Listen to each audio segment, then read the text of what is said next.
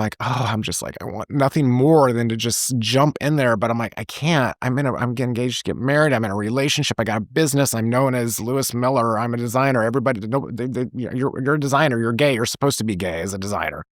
Like there's so much like identity. That's a whole other topic. But like there's so much wrapped up in this. And plus just the logistical thing. Like, how's it going to happen? Let's just talk about the basics, like just the basic chemistry of it.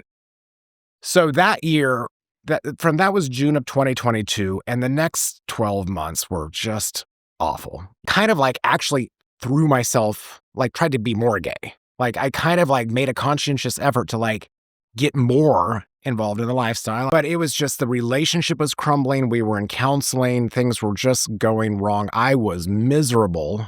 Fast forward to a year later, we were having online counseling with a gay counselor.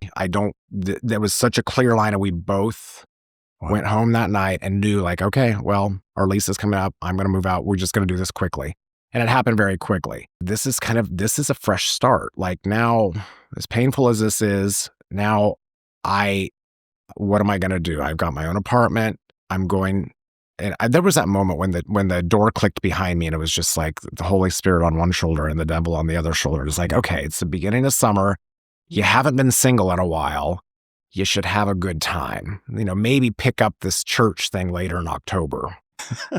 Interesting. And I think about that, and it kind of gives me goosebumps because I feel like I was in the crosshairs of the enemy there. And I'm like, had I done that, maybe this perfect moment when my life was at a moment where I could actually start and go in a different direction, I could have jumped into another relationship. I could have kept kicking that can down the road. And I'm like, well, let's not. Let's just, and I gave my nickname, my apartment, the nickname War Room. I'm like, I'm going to just kind of lay low. I'm going to concentrate. I'm going to go to church. I'm just going to kind of ghost everybody a little bit and see what goes on.